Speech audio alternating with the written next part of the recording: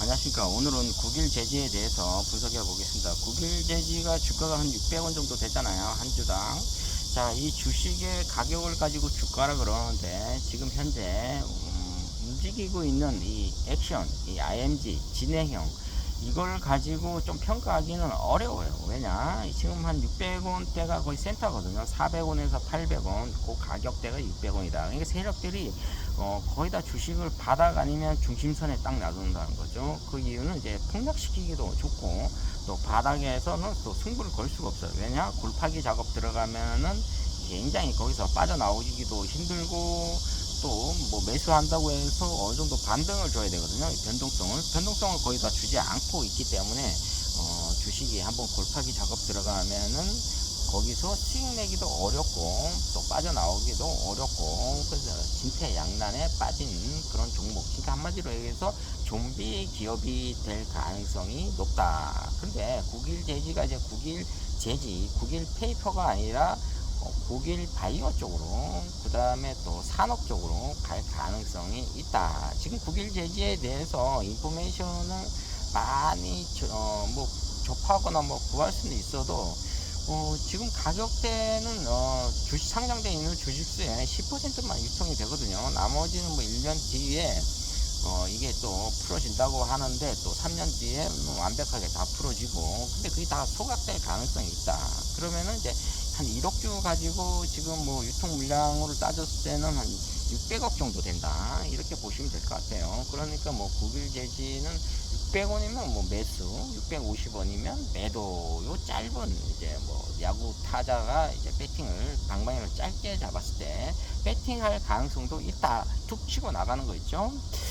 자, 이렇게 배팅 작전으로 들어가다가 지금 한번 이제 기회가 오면 이제 장타 노리죠. 그것은 이제 한 1600원까지도 볼 수가 있어요. 이론에서 1600원까지 상장할 수 있다, 이렇게 나왔는데 400원에 상장이 됐으니까 이제 800원까지는 이제 주가를 한번 또, 지금 2차 반등 나왔잖아요. 그럼 3차 반등은 과연 어디까지냐는 거죠. 제가 봤을 때는 한 700원까지도 3차 반등이 나올 가능성이 있다. 그리고 나서 이제 세력들이 쭉 빠지면은 무엇을 하겠다, 이제 옆으로 이제 감자 심기 위한 골파기 작업이 들어갈 가능성이 높다.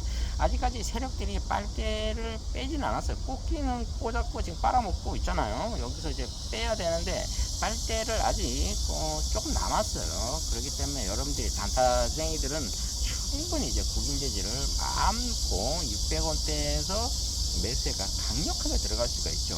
여기서 이제 큰 이제 뭐 세력들이 한번 들어올 가능성이 있어요. 들어오면 걔네들이 어디까지 보고 있다?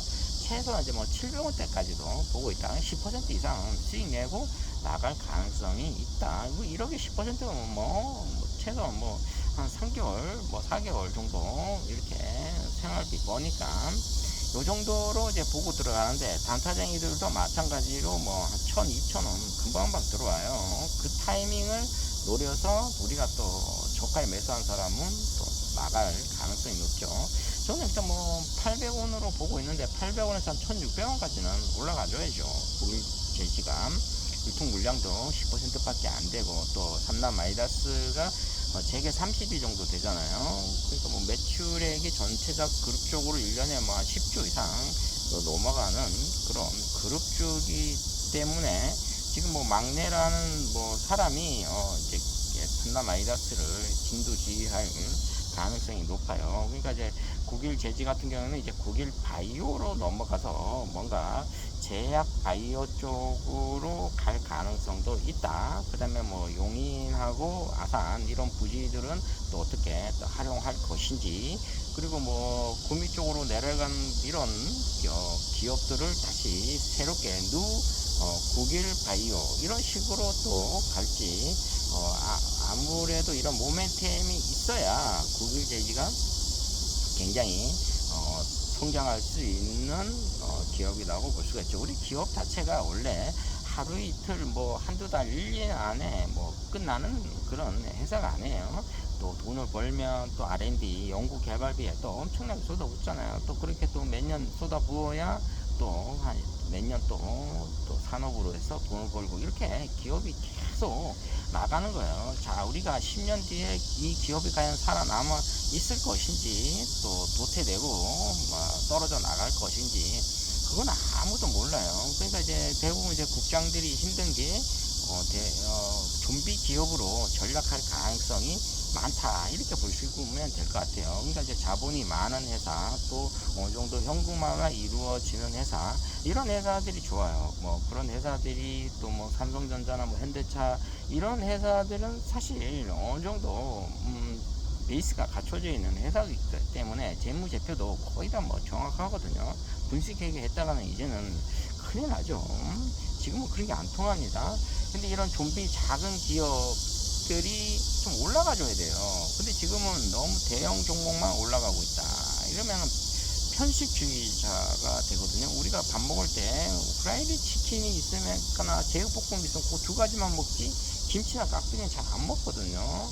자, 그렇잖아요. 파김치 같은 것도 잘 안 먹잖아요. 우리가 젓가락 잘 갖기가 그렇잖아요. 근데 프라이드 치킨 같은 거나 또 이런 뭐 맛있는 제육볶음이 없으면은 거기에 또 손이 갈 수가 있죠. 자, 그만큼 지금은 우리가 좀 작은 기업에 투자할 수 있는 정부가 이런 좀비 기업에 대해서 어떻게 주가를 올릴 것인지 여기에 대해서 한번 주제 그다음에 논의를 해봐야 된다. 이슈를 좀 한번 삼아봐야 된다. 그러니까 지금 뭐 대통령이 여름 휴가 갔나요? 가잖아요.